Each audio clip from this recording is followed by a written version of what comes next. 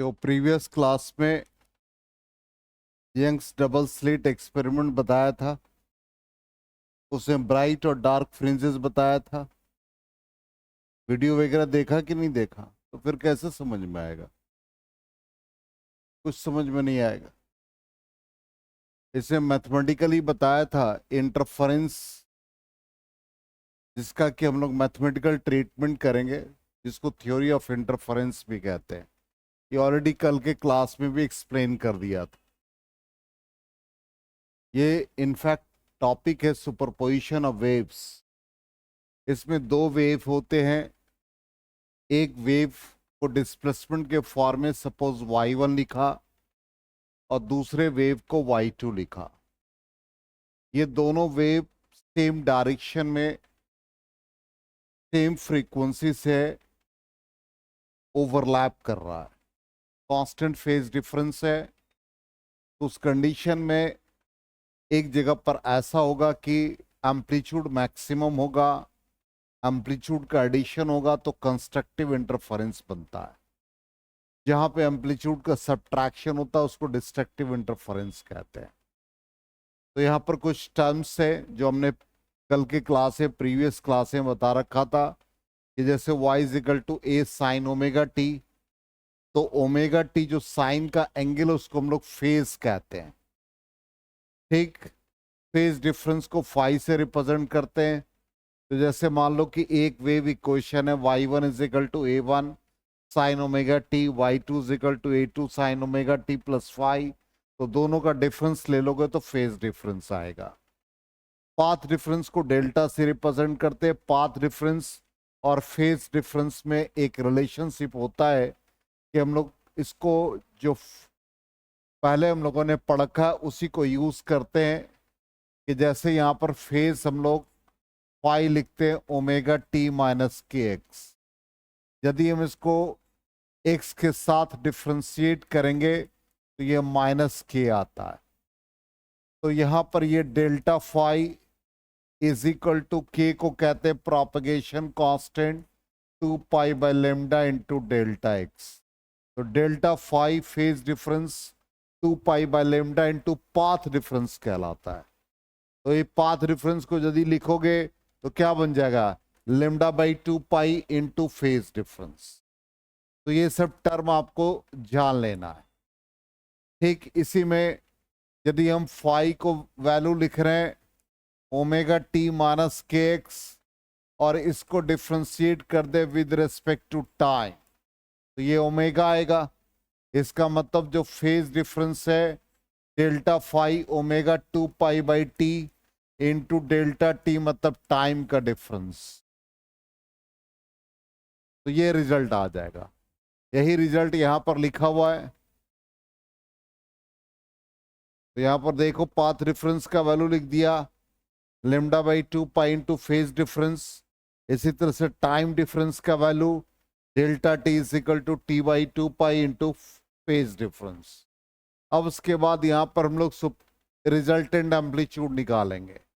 तो ये ऑलरेडी कल के क्लास में बता दिया था, हम थोड़ा सा इसको ब्रीफ कर रहे हैं। तो y1 is equal to a1 sine omega t और दूसरा वेव इक्वेशन लिखा y2 is equal to a2 sine omega T plus five. अब यहाँ पर इसका मैथमेटिकल एनालिसिस कल के क्लास में, कल के वीडियो को आप देख लोगे। ये a1 sine omega T plus a2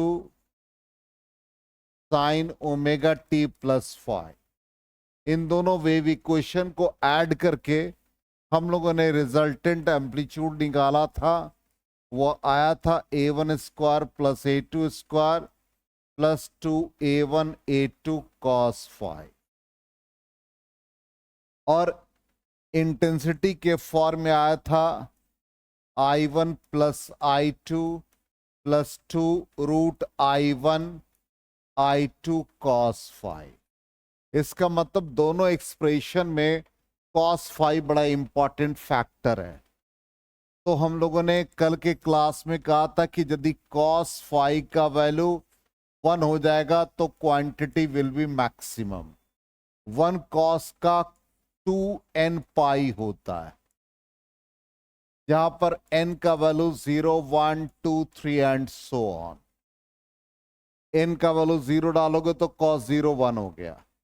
अब इसमें सब्स्टिट्यूट कर दोगे ये वैल्यू, तो ये A square is equal to A1 square plus A2 square plus 2 A1 A2 आ जाएगा।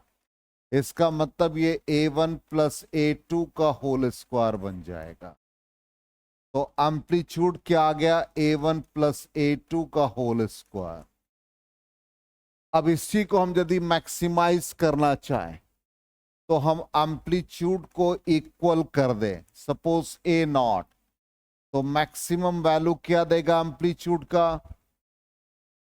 4A0 का स्क्वायर हो जाएगा। देखो 4, इनफैक्ट ये स्क्वायर है तो ए एम्पलीट्यूड हो गया A1 प्लस A2। तो यहां पर ये आ जाएगा, देखो ए मैक्सिमम कितना बन जाएगा? 2A0।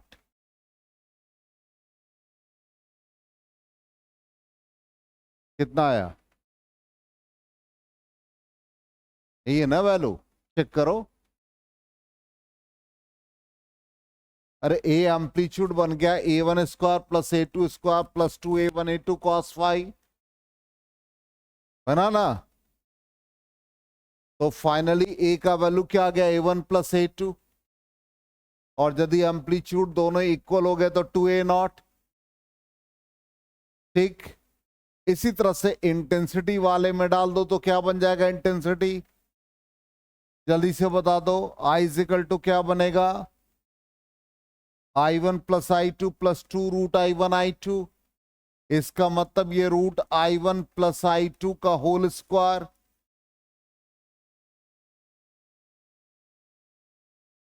होगा? कंफर्म? ठीक, अब यहां पर यदि I1 और I2 इक्वल हो जाए तो क्या बनेगा?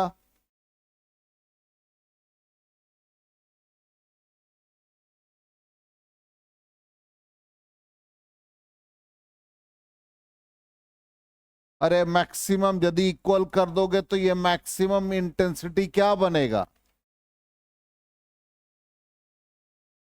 वैल्यू डाल करके देखो। यदि यहां पर I1 I2 को I0 कर दे तो क्या आएगा रिजल्ट? फिर मैथमेटिक्स इतना वीक है तुम लोगों का, इतना वीक है। यहां पर हमने कहा I1 plus I2, I1 I2 दोनों का वैल्यू हम I0 कर दे तो ये root I0 plus root I0 का होल स्क्वायर, ये बन जाएगा 2 रूट I0 का होल स्क्वायर मीन्स 4I0।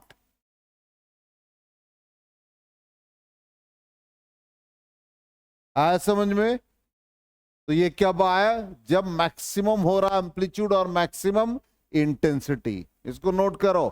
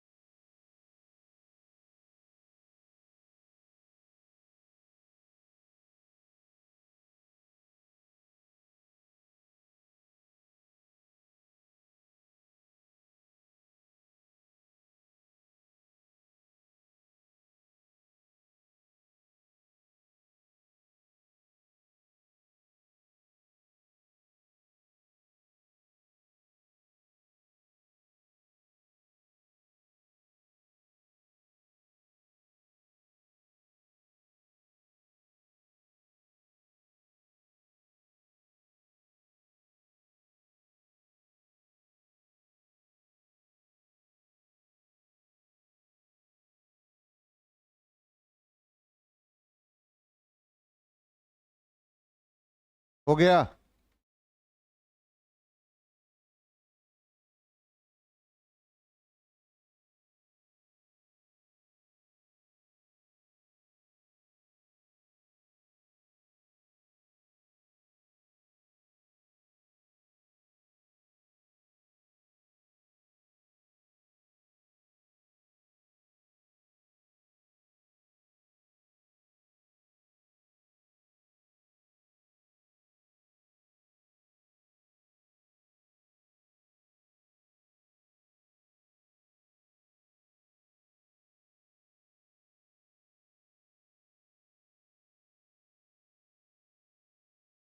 ये ऑलरेडी कल क्लास में हो चुका है।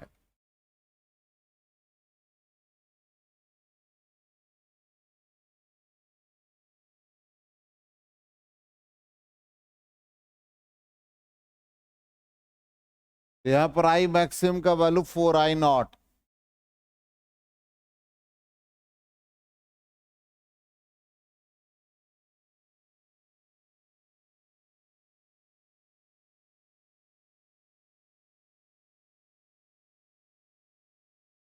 हो गया।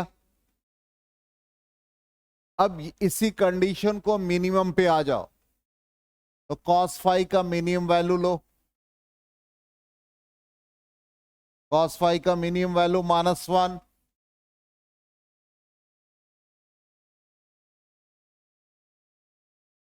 -1 cos का कौन सा एंगल? 2n-1 into pi.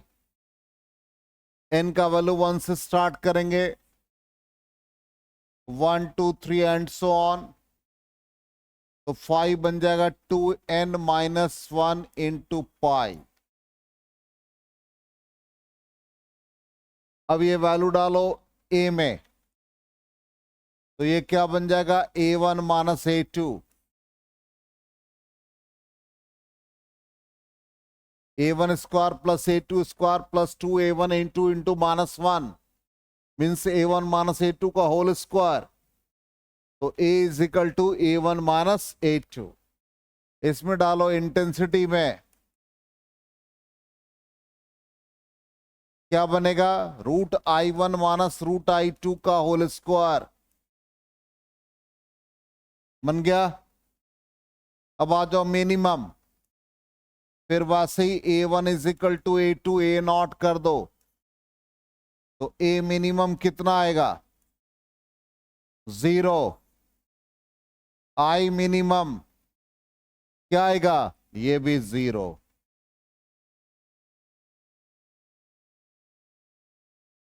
आ गया समझ में?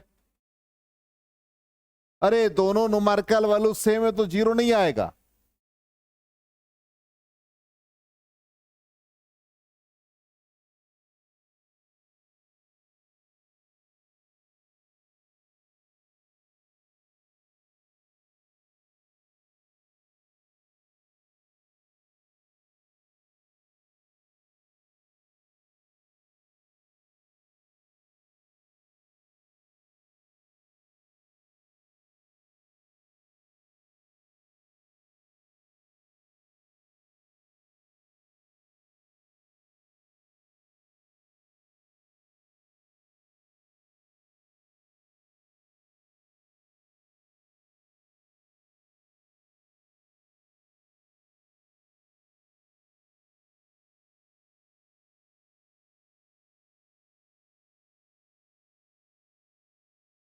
हो गया।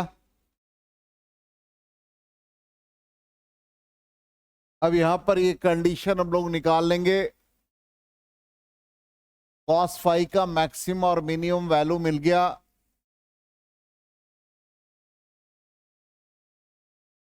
तो इससे कंस्ट्रक्टिव और डिस्ट्रक्टिव इंटरफेरेंस भी हम लोगों को मिल जाएगा। तो कंस्ट्रक्टिव इंटरफेरेंस जहां पे एम्पलीट्यूड मैक्सिमम है,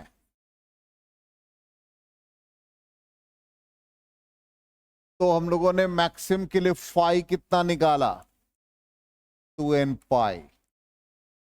अभी बताया कि फाई और फेज डिफरेंस और पाथ डिफरेंस में रिलेशन 2π/λ इंटू पाथ डिफरेंस। तो डेल्टा फाई की जगह पर रख दो 2n पाई, तो 2π/λ इंटू पाथ डिफरेंस। 2π कैंसिल हो गया, तो delta x is equal to n λ। इसका मतलब यहां n का वैल्यू कितना है? 0 1 2 3 एंड सो ऑन। अब n का वैल्यू 0 डालो तो सेंटर पर ब्राइट मिलेगा। फिर n का वैल्यू 1 डालो तो लेमडा पर मिलेगा। फिर n का वैल्यू 2 डालो तो 2 लेमडा, 3 लेमडा, इस तरह से।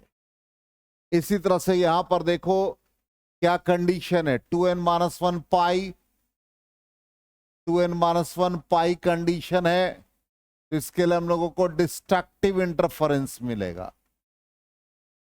तो अब आ जाए डिस्ट्रक्टिव इंटरफेरेंस।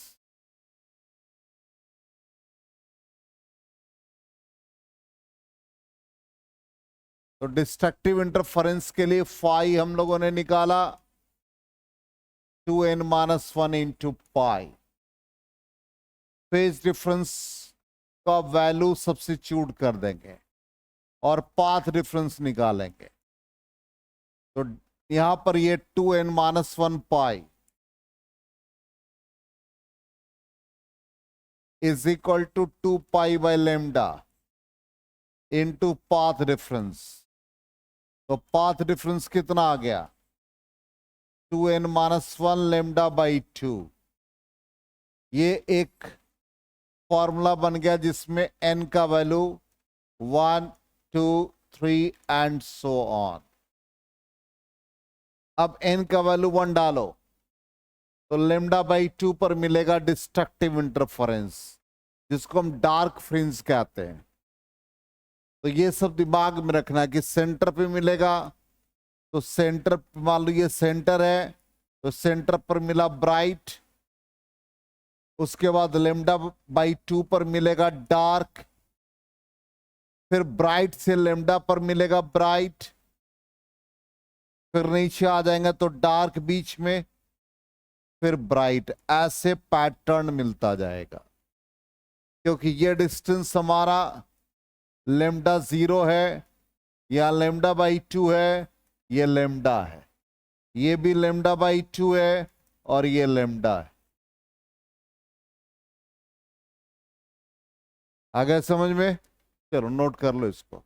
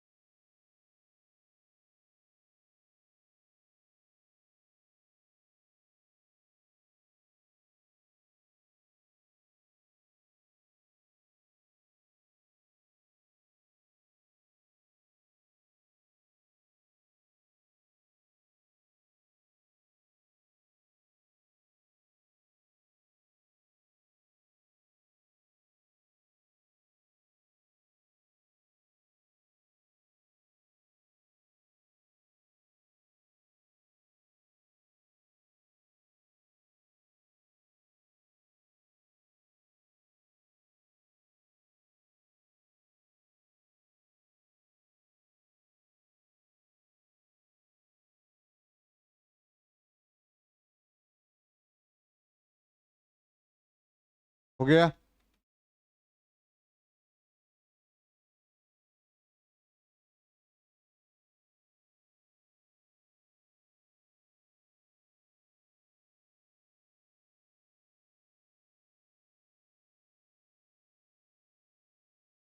तो हाँ, क्या लेमडा,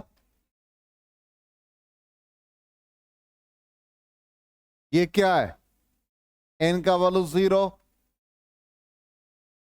तो सेंटर पे ब्राइट बना। ब्राइट का मतलब कंस्ट्रक्टिव, उसका डार्क कहां बन रहा है, डिस्ट्रक्टिव। आ जाओ, n का वैल्यू 1 डालो, कहा, पाई बाई 2, तो लेमडा बाई 2। और यहां कहां बन रहा है, n का वैल्यू 1 डालने पे लेमडा, तो 0 और लेमडा के बीच में ना लेमडा बाई 2 होगा।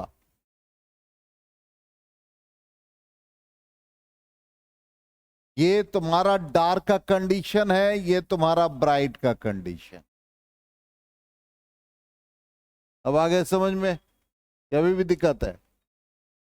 चलो अब ये सारे कंडीशंस को एक बार हम लोग वेरीफाई करेंगे। यही सारा है, कंडीशन रिजल्टेंट एम्पलीट्यूड आ गया, एक बार चेक करो। उसके बाद intensity directly proportional to square of the amplitude, ये रिजल्ट। अब आ जाओ कंस्ट्रक्टिव इंटरफेरेंस, क्या निकाला था? पाई का वैल्यू 0 डिग्री और 2n पाई। क्या कंडीशन आ गया? पाथ रेफरेंस का n लेमडा, चेक करो।